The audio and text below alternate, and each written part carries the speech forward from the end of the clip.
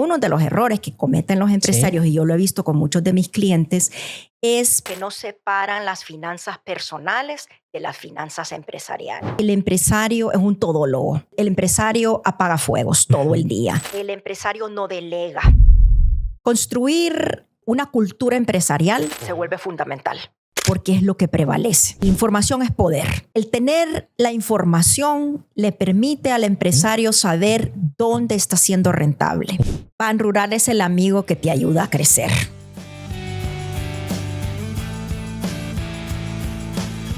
Rosana Nufio, gracias por aceptar la invitación a Amigo Financiero de Ban Rural. ¿Cómo está?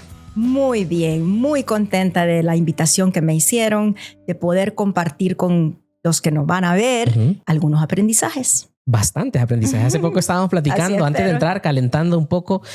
Wow, yo estaba aprendiendo mucho también y le dije, no, paremos la plática ya aquí porque yo quiero que esto quede grabado. Y antes de presentarlo oficialmente, porque traje mis apuntes, porque la verdad es que es una persona de quien vamos a aprender mucho en este episodio, a mí me gustaría hacer una pregunta, porque este tema de dedicarse a hacer mentorías o consultoría de otras personas tiene un rasgo en algunas personas. Tiene que tener como un llamado. Yo quiero saber qué la llevó a usted a tomar esta decisión de llevar su carrera por este lado de las consultorías y las mentorías específicamente en el sector empresarial. Me encanta la pregunta. Gracias por hacérmela. Mire que desde muy chiquita a mí siempre me ha encantado ayudarle a la gente. Okay.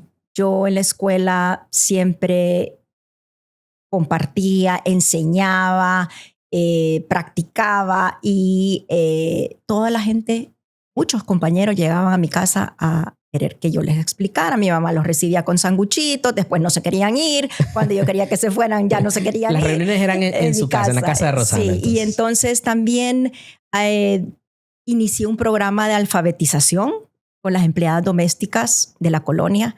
Duró varios años el programa y ahí me di cuenta que realmente lo mío era y que en algún momento quería yo dedicarme a enseñar. Sin embargo, entré al mundo corporativo, estuve en ese mundo por 25 años y después me di cuenta que definitivamente lo que quería yo era estar más cerca de los clientes, aprovechando a transmitir conocimiento, a escuchar sus historias y poder ayudar. Ok, entonces voy a contar un poco porque me dio un poco de contexto en lo que estamos platicando. Quiero leer para que no se me escape nada.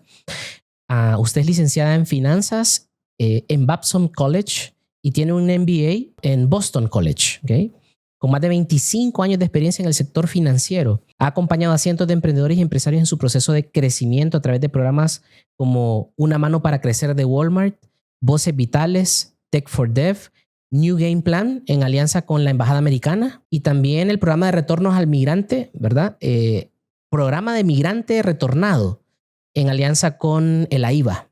O sea, una persona muy prolífera en cuanto a la parte académica y en la parte ya en la ejecución, en la implementación de programas.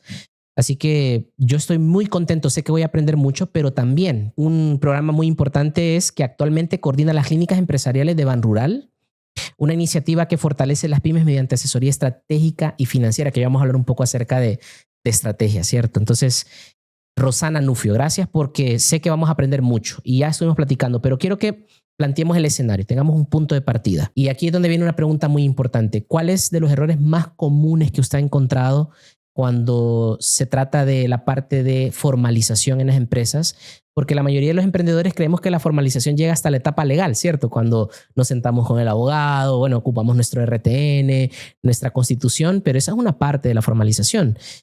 ¿Qué errores comunes encuentra usted entonces en el sector en cuanto a formalización se refiere? Hay mucha confusión entre lo que es formalización y cabe mencionar que hay una diferencia bien marcada entre lo que es una formalización legal, que es donde los clientes más esfuerzo hacen, pero está la formalización estratégica. Okay. Y la formalización estratégica es más sostenible. La formalización estratégica es la parte interna, lo que la empresa identifica y define como parte de su estructura organizacional, como parte de sus procesos, sus políticas.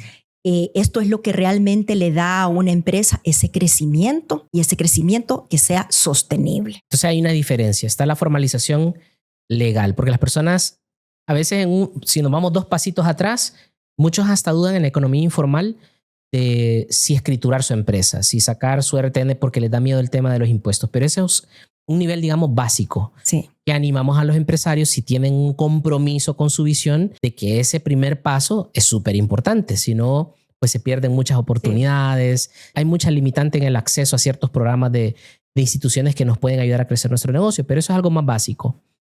Pero en la parte de estrategia uno se da cuenta cuando tiene un negocio que empieza a cometer errores muy pequeñitos que no los considera importantes. Pero ahí es donde entra el tema de estrategia, ¿cierto? Como lo que usted me acaba de mencionar, el tema de cómo estoy estructurando mi empresa, cómo si tienen realmente claridad en los departamentos bien importantes de una empresa. Hace poco hablamos de las ventas. Uh-huh.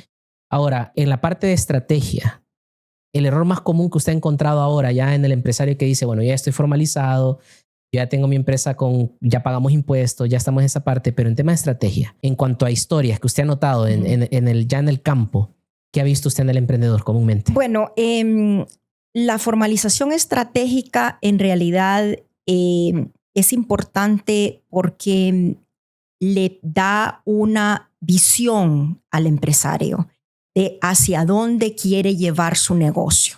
Estoy hoy aquí y quiero llegar acá. Uh-huh. Y todo ese proceso y ese camino que tiene que recorrer y todo lo que quiere hacer.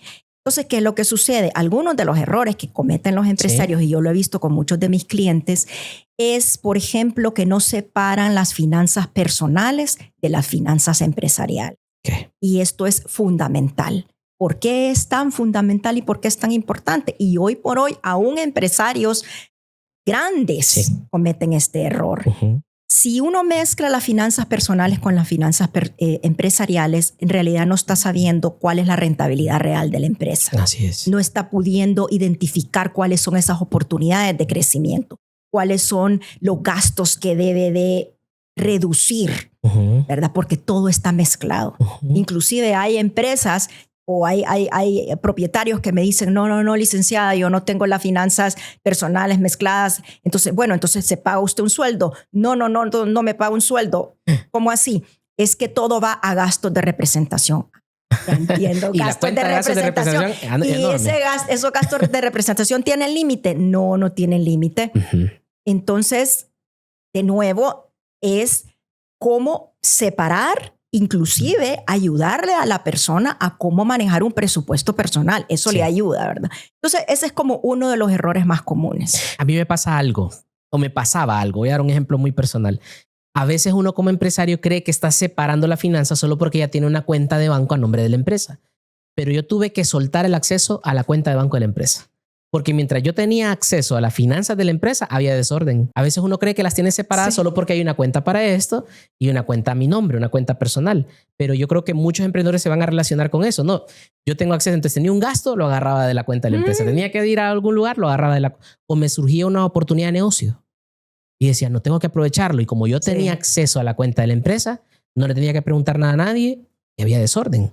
Entonces, a veces también necesitamos que alguien nos diga, ok, no, eso no es separar las finanzas de la empresa. Uh-huh. Hay que llegar un paso más allá. Y usted me mencionaba algo muy importante. De lo más común, asignarnos un salario. ¿Qué impacto tiene en una empresa?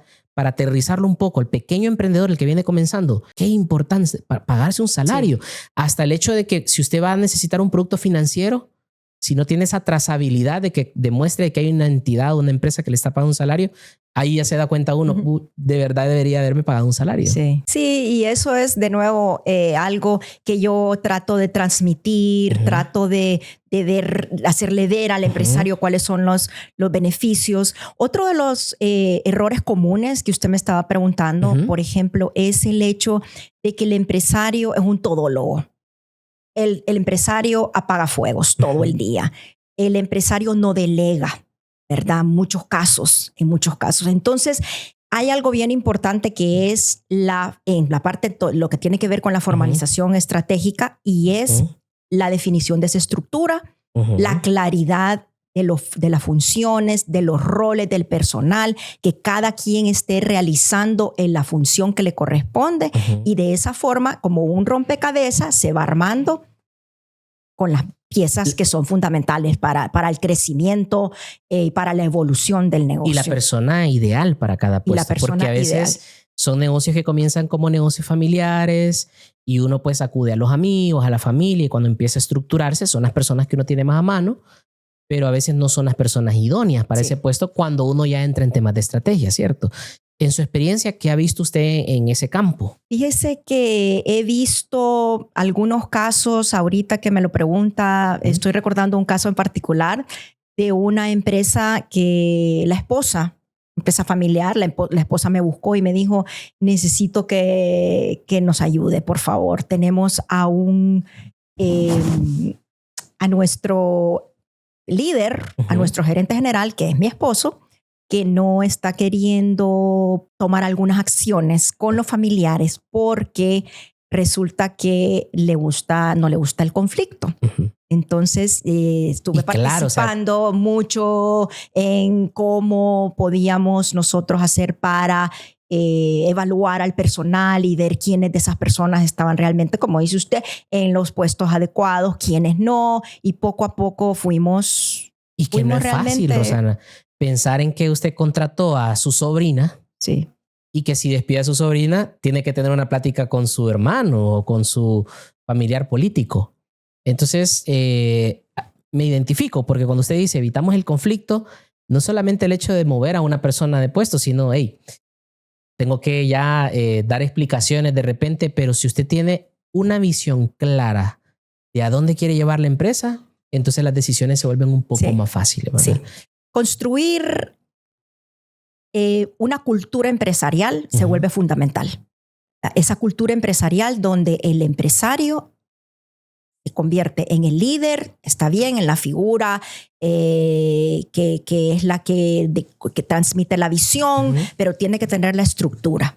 Entonces esa cultura empresarial es cabal lo que también tratamos a través de las clínicas y a través de las consultorías, transmitir, enseñar, porque es lo que prevalece. Y eso es lo que va al final, le va a ayudar a convertir esa visión en algo realidad. En términos de estrategia, cuando uno comienza a delegar puede cometer dos errores como empresario. Está el acercamiento a delegar en el que yo me lavo las manos y digo, no voy a hacer esto, lo delego y deja a la persona a solas, o sea, que vea cómo hace, no tiene ninguna instrucción clara. Entonces hay personas que malentendemos la delegación con abandonar la empresa, ¿no? Es que yo te lo dejé a vos y tenés que ver cómo lo ejecutás. Esa es una forma. Pero por el otro lado, yo puedo acercarme a la delegación, y esto lo he visto yo mucho con amigos y yo mismo, que cuando uno trabaja con su pareja y delega en su esposa o en su esposo ciertas actividades muy, muy claves en términos de estrategia, por ejemplo, lo que hablamos hace poco, las finanzas, pero delego, pero no delego. En realidad solo es una figura porque yo estoy microgerenciando lo que acabo de delegar y no dejo que la persona florezca o prospere en ese puesto. Son como dos acercamientos diferentes. Me iría por el primero. Vamos a ver.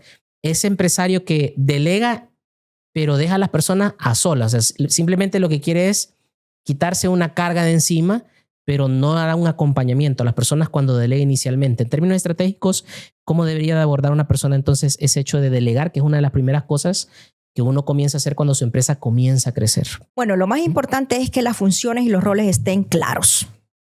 Tiene que haber claridad en todo eso para que las personas sepan qué es lo que se espera de ellos, ¿verdad? Y también debería de haber algún proceso de evaluación de desempeño. No importa lo pequeño o lo grande que es un negocio, siempre la retroalimentación a todos los seres humanos nos gusta porque eso nos ayuda a crecer. Entonces hay que ver cómo dentro de ese proceso está también, además de la claridad de las funciones y los roles, el tema de la evaluación de desempeño. Y de esa forma le ayuda a uno a crecer a las personas, y también le ayuda a tener a las personas correctas en los puestos correctos. Entonces, el primer paso para hacer bien el proceso, porque mucha gente se pregunta, empiezan solos y ya el negocio crece. Y de inmediato ya hay recursos para hacer las primeras contrataciones. Entonces, cuando va a contratar, yo creo que sentarse primero, si no va a acudir a un experto, sentarse primero a definir bien ese rol, ese perfil, esa descripción de ese puesto, para que haya claridad número uno en las responsabilidades, que la persona sepa claramente qué es lo que tiene que hacer. Y la otra parte es el proceso de evaluación, que ahí yo siento que muchos fallamos, ¿verdad? Sí. Ya dijimos con claridad qué es lo que se espera, pero no tenemos como este hábito de estas reuniones 1 a 1 o grupales, o si la empresa va creciendo un departamento, y establecer esos indicadores claves que determinan si el desempeño está siendo el correcto, porque de repente encontramos oportunidades de mejora para tener mejores desempeños, ¿cierto? Entonces me quedo con eso en esa parte. Ahora, del otro lado del ejemplo, yo me identifico. Porque a mí me pasaba que yo hablaba con mi esposa y le decía, mira, ayúdame en esto. Y luego yo tenía una reunión y votaba lo que ella había coordinado con el equipo. Y eso comenzó a generar de repente un roce ya no solamente dentro de la organización, porque se ve como desorden, ¿verdad? Que viene un gerente y dice, vamos a hacer esto. Y luego el otro dice, no, pero es que no se hace así. Para el empleado, el miembro del equipo, esto de repente no es muy saludable, pero puede llevar a problemas también en la familia, si usted está emprendiendo con su esposa. Entonces, del otro lado, este tema de permitir, como usted dice, darle independencia a la persona. Si ya las actividades están claras, permitir que esa persona también sea responsable, porque al final si hay una evaluación, ¿cierto? Vamos a ver si estamos haciendo bien o hay cosas que mejorar, pero delegarle esa parte también de autoridad es importante, ¿cierto? Cuando se crea la estructura. No solamente roles, Sí. sino a quién respondo. Claro que sí. Todo eso tiene que haber. La verdad es que parte de la formalización estratégica es ese proceso de definir, ¿verdad? Definir la estructura organizacional, definir con claridad las políticas, definir los procesos, definir cuáles son los KPIs. Todo eso es lo que le va a ayudar a la empresa a lograr la visión. Okay. Y para que esta persona, este emprendedor, no se sienta abrumado para dar inicio a este proceso, ¿qué recomienda usted? ¿Cuáles son los primeros pasos? Porque dice, wow, tengo que hacer todo eso, pero ¿por dónde comienzo? Definitivamente hay que pensar en cuál es la visión, tener claridad en esa visión, porque hacia dónde quiero llegar, hacia dónde quiero llevar mi empresa, ¿verdad? Y esa es la diferencia de nuevo de la formalización estratégica a una simple formalización, ¿verdad? De hacia dónde quiero llevar, cuáles son los pasos y cuál es el camino. Y uno de esos caminos puede ser el no estoy siendo suficientemente claro en mi propuesta. No estoy siendo suficiente. Tengo muchas en algunas áreas. Tengo la debilidad, por ejemplo, de que tengo clientes que hoy por hoy todavía llevan su contabilidad de forma manual, por ejemplo, ¿cierto? En cuadernos. Otros que lo llevan en Excel y otros que tienen tanta información que no saben ni cómo empezar a analizarla. Entonces, la importancia de analizar la información, ver hacia dónde quiero llevar mi empresa, cómo estoy hoy por hoy, hacer un diagnóstico de decir qué necesito, dónde estoy. Pero ¿qué es lo que sucede? Hay empresas que no pueden hacer ese diagnóstico porque ni siquiera saben dónde están, porque no tienen los números, porque no tienen la información, porque no tienen acceso a esa información, o porque está manual, o porque es mucha la información. Entonces, el tener acceso, el tener, ser dueño y tener control de los números es importante. O sea, podemos comenzar por ahí. Un diagnóstico, saber que las cosas sí pueden estar mejor. Y voy a aprovechar ese comentario que usted me hace, porque a veces nosotros como emprendedores no tenemos el ejemplo. De repente no venimos de una familia de empresarios. Mi papá de repente no era empresario y no tengo en la familia alguien a quien acudir. Y a veces uno sí necesita tocar la puerta de un experto. Yo quiero que ahí me enseñe o usted me oriente en el programa de Clínicas Empresariales de Banrural, cómo funciona y cómo están ayudando a pequeños emprendedores que no tienen acceso a ese tipo de programas o que no sabían que existe ese tipo de programas, y que alguien nos puede tomar de la mano y ayudarles para que no se sientan abrumados en este proceso de formalización estratégica. ¿Cómo funciona el programa? El programa es un programa muy lindo, en realidad. Es un programa donde el banco tuvo la visión de diseñar asesorías personalizadas de 1 a 1 para los clientes del banco, ¿verdad? Con ciertas características, buena trayectoria, buen historial, con alguno que otro reto operativo, con potencial de crecimiento. Entonces, invitamos a las empresas que son clientes ya del banco a formar parte del programa, que están abiertos a querer recibir ayuda. A veces las empresas y los clientes no dicen, tal vez no es el momento, creen que no es el momento, o creen que tal vez es pérdida de tiempo, o tal vez creen que no hay información allá afuera que pudiesen aprender. Pero entonces las clínicas lo que da es esa oportunidad. Comenzamos con un diagnóstico, evaluamos las diferentes áreas, el área de planeación estratégica, el área de contabilidad, el tema de innovación, tecnología, el mercadeo, cultura empresarial, talento humano. Y entonces hacemos un diagnóstico bastante completo, bastante integral. Y habiendo identificado cuáles son las oportunidades o los retos que tiene la empresa, entonces hacemos una ruta crítica.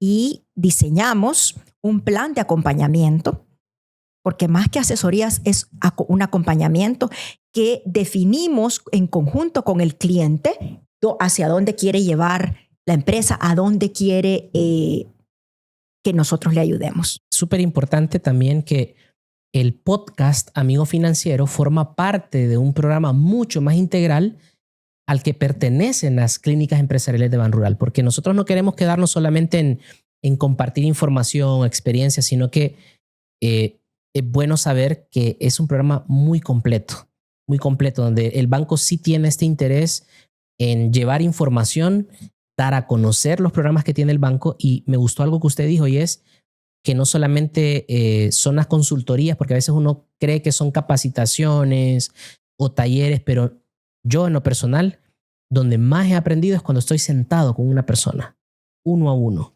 Aparte uno se siente como más en confianza, ¿verdad? Porque, a ver, empieza a revisar información que de repente es muy sensible, cosas que de repente uno se siente un poco abrumado de compartir, de cómo las ha manejado. Pero ese ambiente de seguridad, de confianza, aparte con un experto, me da la oportunidad de dar estos pasitos para continuar creciendo, porque hay momentos, la verdad es que uno no puede. Como usted me decía al inicio uno es un todólogo y está bien, los recursos son limitados, me toca a mí hacer diferentes actividades, pero ¿y si la empresa crece? ¿Y si la empresa sí me da la oportunidad de hacer otras inversiones? Yo creo que es muy acertado en la parte del acompañamiento, acercarme a alguien que ya ha pasado muchas veces. Usted ya me va a contar ahorita, ha visto más historias, y entonces uno reconoce patrones y ve oportunidades que dice, bueno, estamos acá contigo, podemos dar estos pasos, ya lo hemos hecho antes, y se comienzan a ver los resultados. Y pensando en esa parte, en su trayectoria con este programa tan completo que incluye el podcast, las clínicas empresariales y otras herramientas que el banco también está poniendo a disposición de los clientes, yo quiero un caso, si usted ha notado algo, ¿verdad? Ese impacto real que se puede tener en la vida de un negocio que al final tiene un impacto en tantas familias con las clínicas empresariales de Banrural. ¿Usted recuerda algo específico, algo muy memorable? Sí. Que usted recuerde de un caso de alguna empresa que haya tomado la decisión, que haya aprovechado el programa y usted diga, Juanca, vimos el crecimiento en esto y esto. Compártamelo, por favor. Pues me hace sonreír su pregunta, porque puedo pensar en varios casos, pero tal vez voy a mencionarle uno de los casos en particular. Un salón de belleza. Es una empresaria que tiene varios salones de belleza ubicada en San Pedro Sula. Ella, de lo primero que yo normalmente transmito es la importancia de trabajar y moverse en base a metas y objetivos, ¿verdad? No habíamos hablado de de lo importante que es tener estas metas y objetivos, porque las metas y objetivos mueven a la gente. Cuando usted me dijo visión, en realidad uno pone la visión, pero luego uno va definiendo acciones específicas para ir alcanzando, ¿verdad? Entonces, yo soy muy insistente en el tema de metas. Es más, a veces las empresarias y los empresarios cuando me dicen, licenciada, no le he hablado, no me he comunicado, porque es que fíjese que no cumplí la meta y tengo una gran pena con usted, porque siempre iniciamos definiendo cuáles son las metas. Entonces, este salón de belleza en particular, hicimos todo un plan de metas. Hicimos un cambio en lo que era la oferta de producto, donde eliminamos algunos de los servicios que estaba ofreciendo, porque vimos cuál era el 80-20, ¿verdad? Cuál era el 80% de las ventas venían del 20% de algunos de los productos que estaba vendiendo, ¿verdad? Y de algunos de los servicios. Entonces hicimos ese trabajo de realmente seleccionar los productos más rentables, los servicios más rentables, lo que más les estaba representando en ventas, y de ahí definimos todo el plan de remuneración y cómo las personas, las dependientes, iban a tener una meta cada una y cuál iba a ser la remuneración de acuerdo al cumplimiento de esas metas. Impresionante. Después de 3 meses, lo que habían aumentado las ventas y la cultura, más de lo que, porque las ventas pueden aumentar un mes, pueden aumentar otro mes, pero lo que es sostenible realmente es cuando uno va construyendo una cultura empresarial. Y yo ahí sentí que estábamos construyendo una cultura empresarial. Como le digo yo a mis clientes, yo me voy, yo transmito, yo enseño, ¿verdad? Yo acompaño, pero al final del día yo me voy, ustedes quedan solos. Entonces ustedes tienen que ir caminando solos, tienen que ir evolucionando. Entonces con esta cliente yo sí sentí que en realidad habíamos logrado esta construcción de cultura. Qué importante el tema de estrategia, porque a veces uno no toma en consideración que pequeños cambios en la estrategia tienen un gran impacto, porque el tema de la cultura, pensando en un salón de belleza, y muchos negocios quizás se relacionen con este tema por la rotación de personal. Y uno dice, caramba, yo contrato a alguien, lo capacito, pero luego se va y me monta la competencia. Pero a veces tener un mejor incentivo, un mejor programa en cuanto a esta estructura, retiene el talento humano y le da un crecimiento a la empresa. Y nace una cultura. Porque entonces usted se distingue por alguien que atrae buen talento, porque la gente sí quiere quedarse ahí, en vez de ir a capacitarse para irse a montar competencia. Y me gustó mucho el tema de lo que hablamos de las ventas también, porque a veces uno como emprendedor en el camino va tomando muchas decisiones y se va llenando de muchas referencias de productos, y quizás usted está vendiendo muchas cosas que lo que le generan es más trabajo. Y me gustó lo que dijo del 80-20. A veces podemos enfocarnos en ciertas cosas que nos dan más capacidad de más margen, y un mayor margen es más saludable para la empresa. No necesariamente mucha actividad, sino que nos activemos en las cosas que nos dan un buen margen. Eso tiene que ver con estrategia, ¿cierto? Porque usted mencionó varios departamentos, ventas, comencemos por ahí. En temas de estrategia, la formalización en estrategia, tomar decisiones en cuanto a qué estoy vendiendo. Tomar decisiones y información es poder. El tener la información le permite al empresario saber dónde está siendo rentable. Cuáles son esos productos, cuáles son esos servicios, cuáles son esos gastos que tal vez están consumiendo mucho, ¿verdad? De la estructura. Y es la información real en tiempo. O sea, no es información donde los estados financieros después de un mes me van a dar esa información. Es el día a día, el estar viendo esa información y tomando acción para ajustar las velas y para implementar estrategias. Estrategias simple y sencillamente es el cómo. ¿Cómo voy a llegar ahí? Si no llego, cambio de estrategia. Y la información. Ajusto las velas. Y la información es importante. Usando la información como fuente principal para esta toma de decisiones. Rosana, en una empresa mucha gente opina. Va a opinar tu amigo, va a opinar el colaborador. Alguien, siempre hay opiniones, pero las decisiones deberíamos de aprender a tomarlas no en base a opiniones, sino en base a la información, en base a datos, ¿cierto? Esa es la mejor manera. En base a datos, en base a tendencia, en base a historia, en base a mercado, en base a visión.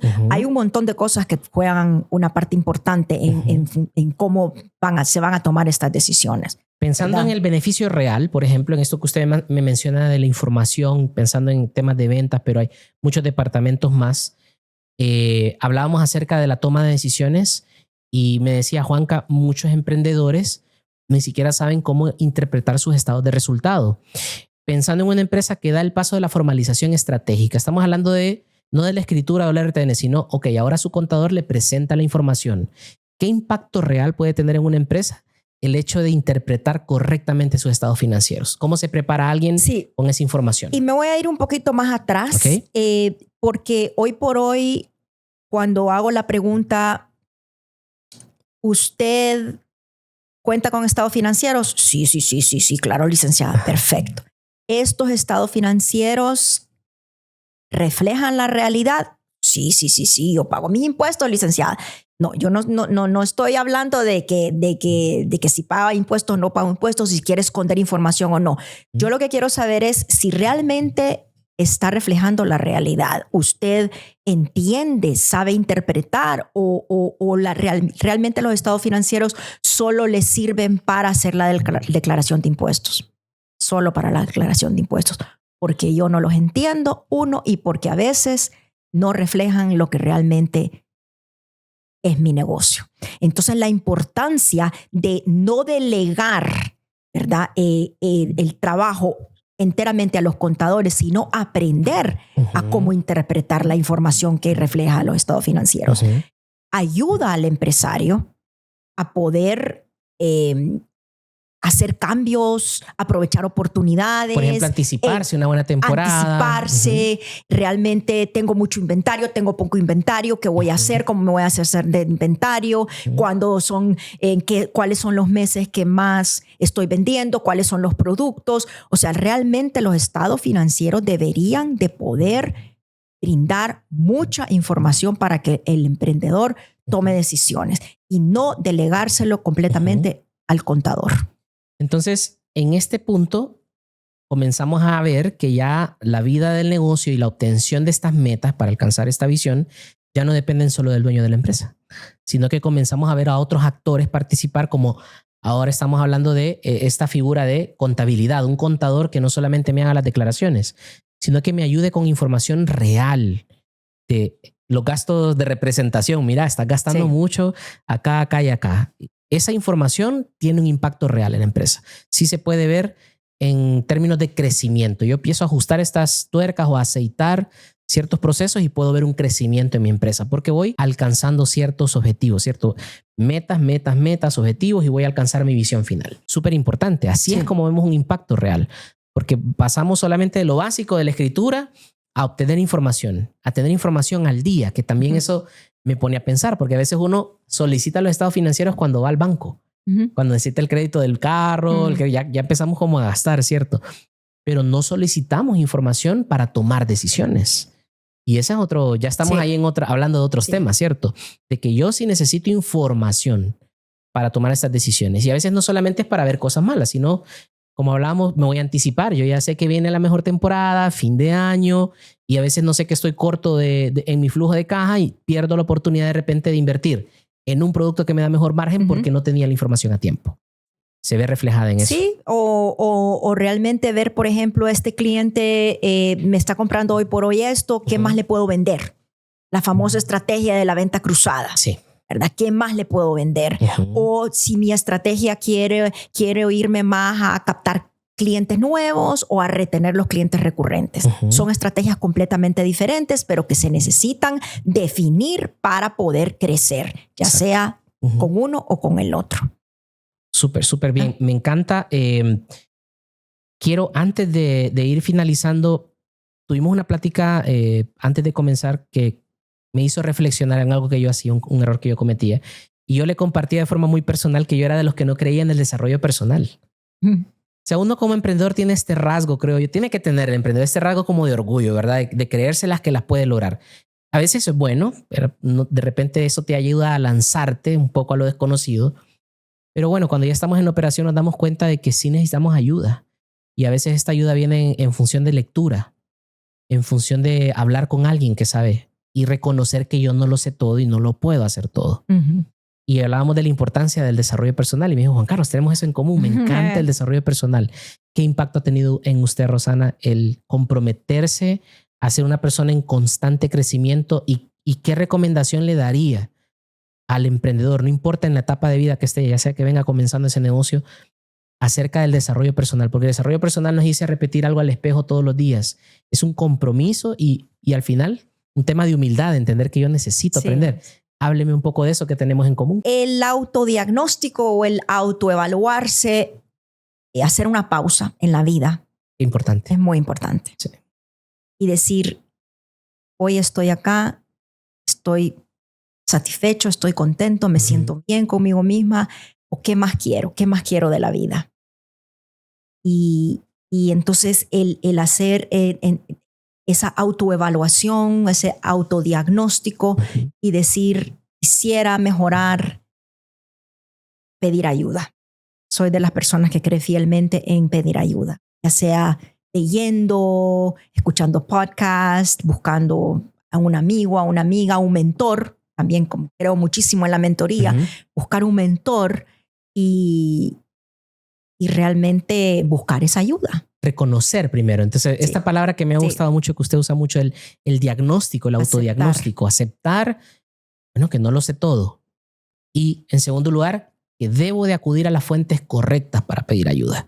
Porque a veces acudimos a las fuentes incorrectas, ¿verdad? Escuchamos mucho a alguien que de repente no está en la misma sintonía o quizás no ha tenido la experiencia, pero acercarme a alguien exitoso, alguien que ya, en el caso suyo, que ya ha visto de cerca muchos casos y uno puede reconocer patrones, ¿cierto? Los libros. Este hecho de entrar en esta cultura del desarrollo, yo creo que es lo que inicia el camino para que en el momento indicado yo pueda pedir ayuda y no me sienta mal por pedir ayuda. Porque yo creo que vivimos en una cultura también donde, hablando la verdad, a veces el machismo nos juega en contra, ¿verdad? Y creemos que pedir ayuda es debilidad, que buscar la ayuda de alguien es verme como menos o que sería algo malo, cuando en realidad es parte del proceso natural de emprender, tener mentores, tener amigos que son empresarios, que quizás ya te llevan 2 o 3 pasos de ventaja, o un experto que ve tantas veces esto, su trabajo es ver problemas que quizás yo paso por alto, porque eso de hacer una pausa nos absorbe tanto la operación que no somos capaces de detenernos a reflexionar. Sí. Esa meditación es muy importante, ¿cierto? Para poder dar el primer paso, que es el diagnóstico, la autoevaluación, y luego poder acudir a ayuda. ¿Qué recomendación le hace a las personas que de repente ven al banco solamente como este canal para obtener dinero y no se dan cuenta que hay programas que nos pueden ayudar, que por nuestros medios serían mucho más caros más bien, y el banco nos pone a disposición porque el banco sí quiere que crezca porque hay un ganar-ganar? Usted crece con el banco, ¿cierto? ¿Qué recomendación le daría a este emprendedor que sepa que están estas herramientas y que debe de utilizarlas? Bueno, el banco creo que ha sido muy, muy sabio en realmente ofrecer este servicio a los clientes, porque como dice usted, es un ganar-ganar, ¿verdad? El banco está pues buscando lealtad de los clientes, fidelidad, quiere diferenciarse de otros bancos, y el programa es totalmente diferente a lo que los otros bancos están ofreciéndole. Usted que ha estado en las trincheras, porque usted viene de este sector, vimos su carrera, es impresionante. Usted es la persona indicada para decirme, Juanca, es diferente por esto. ¿Qué es lo que le apasiona del nuevo programa? ¿Dónde ve usted esas diferencias claves? Que la asesoría es genuinamente de 1 a 1. O sea, yo escucho el programa y las personas que estamos dentro del programa escuchamos las historias de los clientes de 1 a 1, analizamos la información, diseñamos una ruta y un camino, o sea, esto no es un genérico. plan. Yo me siento a ver su caso específicamente. Yo me siento a ver sus finanzas, yo me siento a ver su estructura, yo me siento a ver y escuchar cuál es su visión, y comienzo escuchando su historia de cómo comenzó su negocio para enriquecer toda la experiencia. Eso es una gran diferencia, sí, ¿cierto? Es una gran diferencia y es genuinamente diferente a muchos programas. Sí, porque de repente es más fácil, más barato dar estos talleres donde trabajo con grupos. Sí. Es mejor. Sí. Pero 1 a 1 es más tiempo, más costoso, pero el banco decidió hacerlo así. Entonces. Sí, decidió. Ahora, lo sorprendente, y nosotros acabamos de relanzar el programa, pero uno de los hallazgos que hemos visto principales es que hay clientes que con la primera reunión donde solo se les presenta el diagnóstico, dicen, me siento totalmente contento, satisfecho, y con esto me voy a empezar a hacer cambios.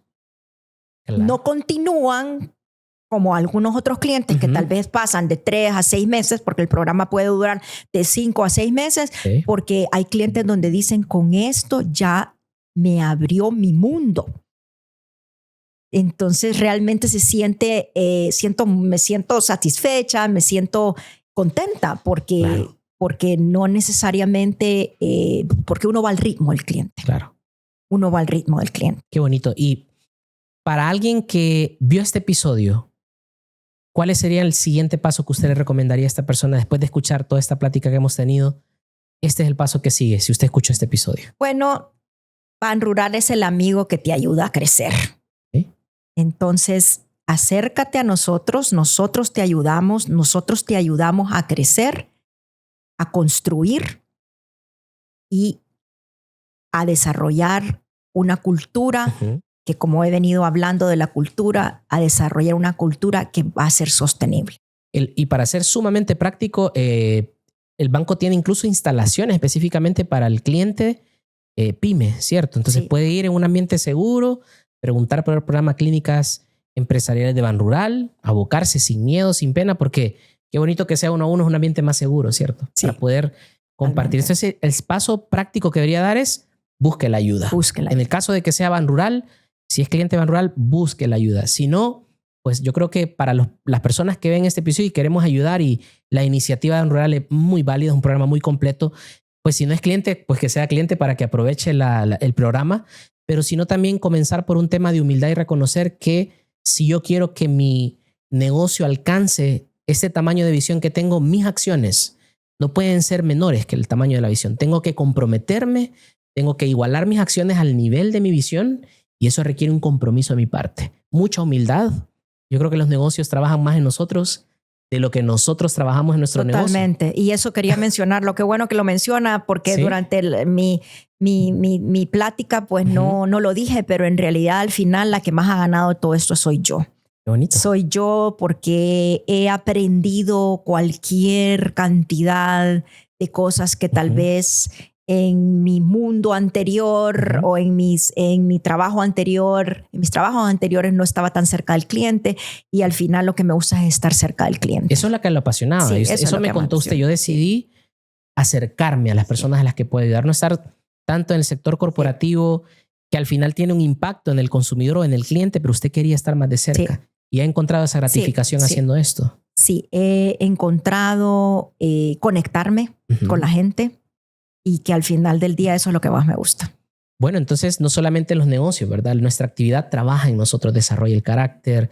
Podemos ver cómo necesitamos desarrollar más habilidades, ciertas cosas que de repente no se nos dan de forma natural, ¿verdad? Como hablar en un podcast o crear contenido o aprender las cosas que el negocio va demandando de nosotros, requieren compromiso de nuestra parte. Yo le agradezco de verdad por este tiempo, por hacernos ver la necesidad de la formalización estratégica, de poner la atención a estas pequeñas áreas de la empresa que pueden tener un gran impacto. Aquí hablamos de ventas, pero yo sé que podríamos hablar por horas de, hay decisiones estratégicas en la parte de talento humano. Hablamos un poco de la parte de finanzas, la parte contable. Animar a las personas a que se acerquen, porque aquí hablamos un poco de lo que puede ser la formalización estratégica, pero tiene que ver con esta estructura de la empresa que tiene que tener el tamaño y la fortaleza para soportar el crecimiento y el tamaño de la visión que yo quiero. Y ahí requiere la participación de las diferentes áreas de la empresa, no solo la parte de ventas, parte de liderazgo y todas las que ya mencionamos. Entonces yo le agradezco, porque esto abre la plática en casa para el emprendedor, para que comience a indagar en este tema de la formalización estratégica, para que hagamos realidad nuestros sueños, porque al final eso es lo que todos queremos, y que nos transformen también, porque como usted lo dice, esta actividad la está cambiando, la está transformando, es muy gratificante, es muy bonito, yo he aprendido mucho. Y sé que también a los que estamos del otro lado en la trinchera, también esto nos va cambiando, nos va ayudando a ser las personas que nuestro negocio necesita. Yo creo que al final de eso se trata. Sí. Rosana, muchas gracias por acompañarnos, y a toda la audiencia, pues a compartir, a comentar qué parte les gustó, compartir este contenido con alguien que necesita escuchar de esto, y nos veremos en el siguiente episodio. Muchas gracias por acompañarnos. Muchas gracias, Juan Carlos.